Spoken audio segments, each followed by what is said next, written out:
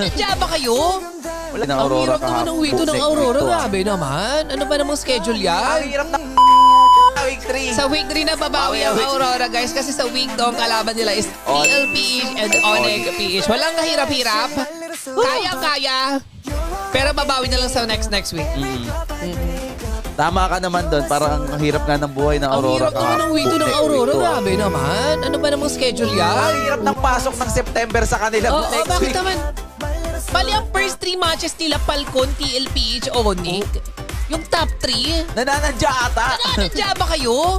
Walang.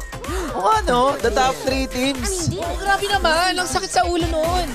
Parang, just in case na din naman namin sinasabi, paano kung matalo nga naman sila doon sa tatlong dire-diretso? Pagkatalo sila. Grabe yung moral ng Aurora. Kailangan bawiin ang week Oo, 3. ang hirap bawiin nun.